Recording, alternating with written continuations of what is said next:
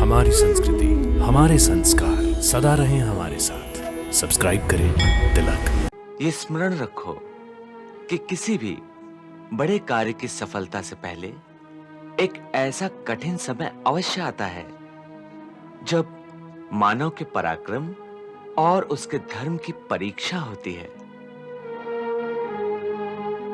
यही प्रकृति का नियम है। उस परीक्षा में जो अपने धर्म से नहीं डोलता वही श्रेष्ठ जीव होता है। मुझे ये देखकर बड़ी प्रसन्नता हो रही है कि अर्जुन और सुभद्रा दोनों ही इस कठिन परीक्षा के समय अपने अपने धर्म से नहीं डोले। धैर्य से काम लो राजकुमारी, धैर्य से काम लो।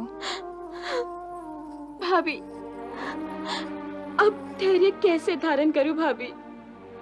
नियति मेरे साथ खिलवाड़ कर रही है। देखो, राजकुमारियां ऐसे विचलित नहीं होती। मेरी तो कुछ समझ में नहीं आ रहा है भाभी। सुभद्रा, भाभी ऐसे रोती नहीं सुभद्रा, ऐसे रोती नहीं। क्या तुम भूल गई हो कि तुम्हारे भाई रुक्मी ने भी शिशुपाल से तुम्हारा विवाह करने का वचन दिया था? तब तुमने क्या अपने भाई की बात सुनी थी या अपनी आत्मा की? एक परम वीर क्षत्रिय योद्धा जब लड़ने का समय आया तो कायरों की तरह रणभूमि को छोड़कर भाग जाने की बात कर रहे हैं। परंतु ये रणभूमि नहीं है मधुसूदन। और रणभूमि किसे कहते हैं पार्थ? ये सारा जीवन एक रणभूमि है जिसमें पग पग पर धर्म और वीरता का परिचय देना पड़ता है। मुझे आपकी ये निर्मम मुस्कान अच्छी नहीं लगती।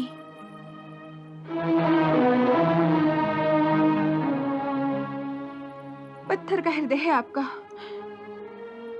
दो प्रेमियों के जीवन में इतना बड़ा भूचाल आ रहा है और आपको उनकी पीड़ा का ध्यान तक नहीं।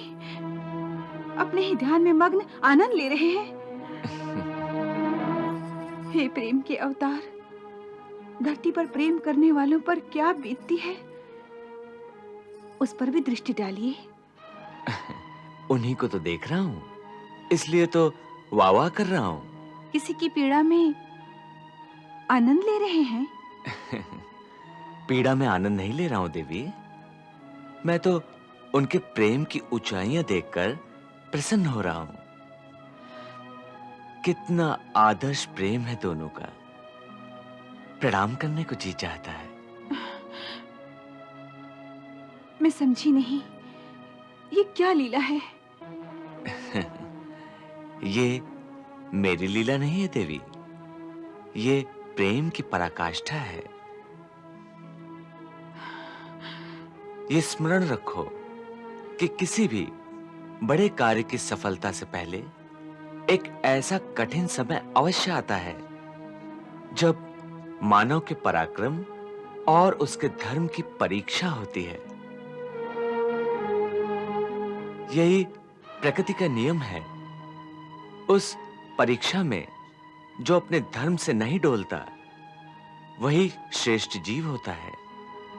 मुझे ये देखकर बड़ी प्रसन्नता हो रही है कि अर्जुन और सुभद्रा दोनों ही इस कठिन परीक्षा के समय अपने अपने धर्म से नहीं डोले।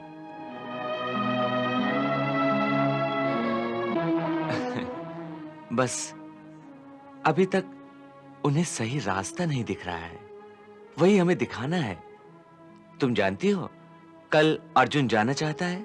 अर्जुन कल जाना चाहता है? हाँ, वो यहाँ क्या करेगा बेचारा। परंतु तुम चिंता न करो, कल तक कुछ नहीं होगा। तुम अभी विश्राम करो, प्रातः बेला में फिर बात करेंगे।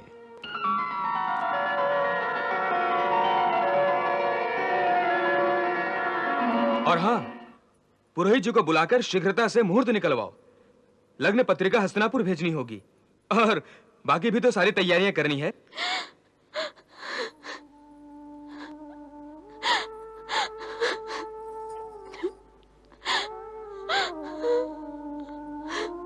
धैर्य से काम लो राजकुमारी, धैर्य से काम लो। भाभी।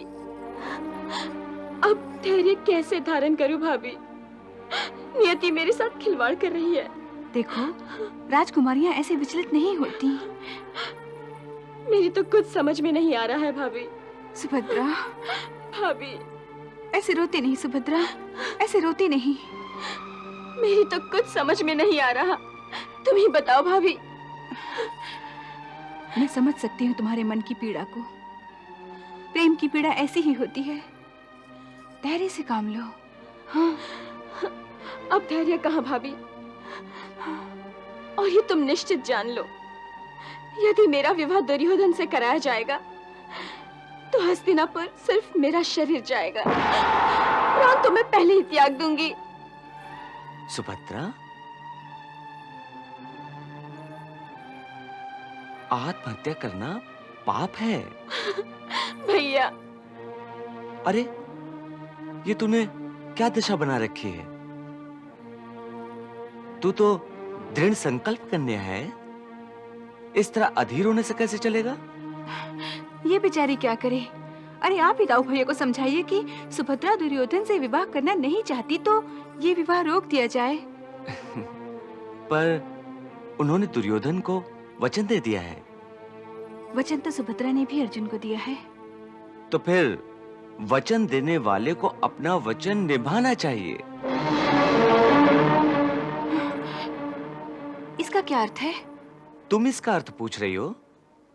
क्या तुम भूल गई हो कि तुम्हारे भाई रुक्मी ने भी शिशुपाल से तुम्हारा विवाह करने का वचन दिया था? तब तुमने क्या अपने भाई की बात सुनी थी या अपनी आत्मा की?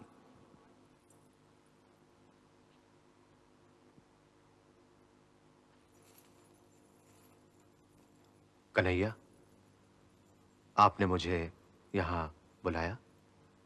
हाँ। कहिए। तुमसे ये पूछने के लिए बुलाया कि अभी इस परिस्थिति में तुम्हारे क्या करने का इरादा है? और क्या कर सकता हूं? जाने से पहले केवल शुभकामना दे सकता हूं कि इस विवाह से सब सुखी रहें। वाह!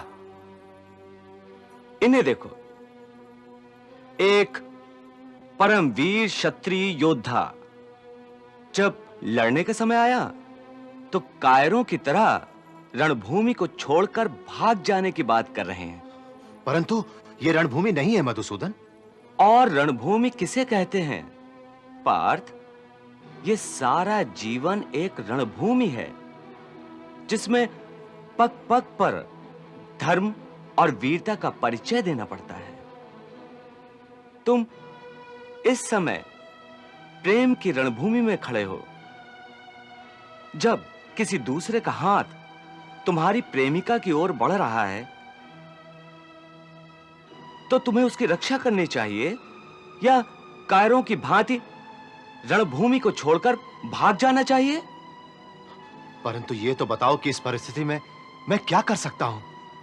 एक ओर सुभद्रा है और मेरा प्रेम, दूसरी ओर मेरा सखा है और उसके बड़े भैया। जब दोनों ने सुभद्रा का विवाह दुर्योधन से करने का निश्चय कर लिया है तो सुभद्रा और मैं दोनों विवश हो गए हैं। पहली बात तो यह है कि निश्चय बड़े भैया ने किया है। मैंने कोई वचन नहीं दिया। तो फिर जब भैया ने सबके सामने कहा तो आपने उसका विरोध क्यों नहीं किया? उस समय क्यों नहीं कहा कि मैं ये नहीं होने दूंगा, मैं आपका विरोध करूंगा? क्योंकि मैं छोटा भाई हूं और मेरा धर्म उनसे यह कहने की आज्ञा नहीं देता। इसका अर्थ है कि वो जो भी आज्ञा देंगे वो आपको माननी पड़ेगी। अवश्य।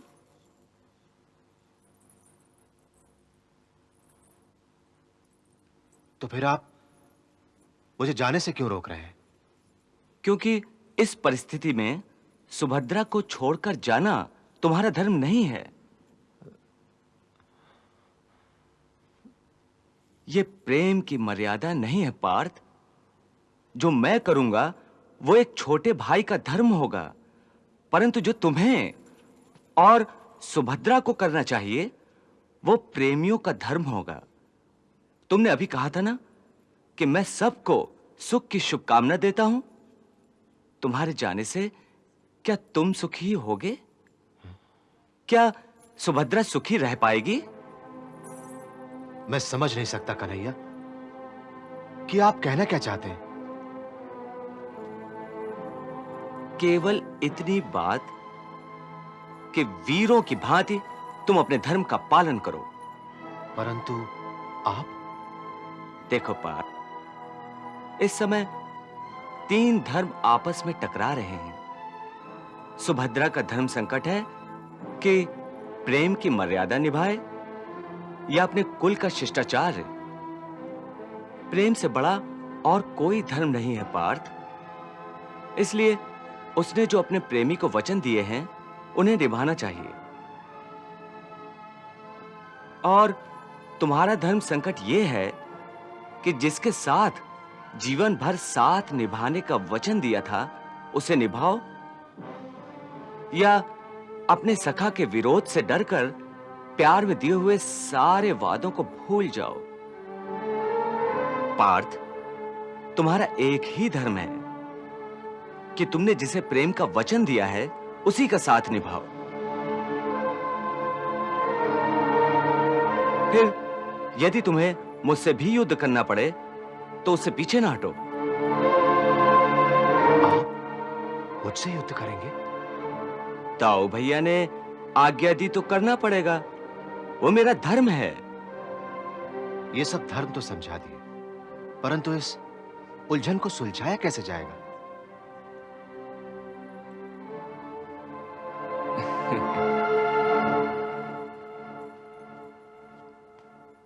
यदि तुम दोनों का प्रेम सच्चा है तो रुक्मिणी तुम्हें रास्ता बता देगी कि ऐसी परिस्थिति में उसने क्या किया था। परंतु एक ही शर्त है कि निश्चय दृढ़ हो और प्रेम सच्चा हो। फिर कोई भी शक्ति तुम्हें विचलित नहीं कर सकती और ना ही अलग कर सकती है।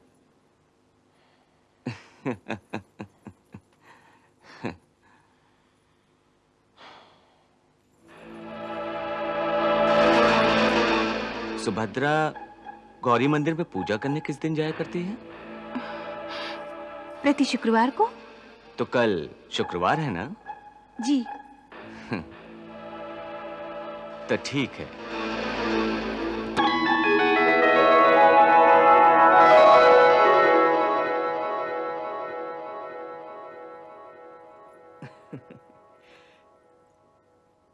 कन्हैया, अपनी लाडली बहन का विवाह इतनी धूमधाम से होना चाहिए, इतनी धूमधाम से होना चाहिए कि सारे संसार को पता चल जाए कि द्वारिका का ऐश्वर्य संसार में सर्वश्रेष्ठ है। मेरी भी यही इच्छा है दाऊ भैया। अरे वो तो होनी चाहिए कन्हैया, क्योंकि कुलीन वंश की यह परंपरा है कि एक भाई जैसा सोचता है दूसरा भाई वैसा ही करता है।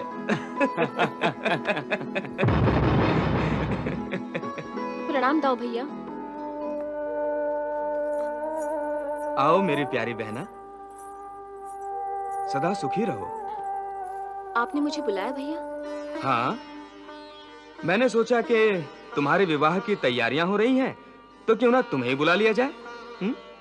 सुभद्रे, ये देखो, ये हीरे, पन्ने, मानिक, मोतियों से बने अलंकरण, ये सब तुम्हें रुचिकर है ना? हैं? भैया, इन सब से बढ़कर मुझे आपका प्रेम रुचिकर है। सुभद्रे, तभी तो मैं सोचता हूं कि जब तुम द्वारिका से विदा होकर हस्तिनापुर चली जाओगी तो ये सुनापन मुझे बहुत खलेगा। हाँ, तुम्हारी सिनेमी आवाज सुनने के लिए भी मैं तरस जाऊंगा। भैया, आप ऐसी बातें क्यों करते हैं? सच सुभद्रे, मैं हर पल हर समय तुम्हें याद करता रहूंगा। हाँ।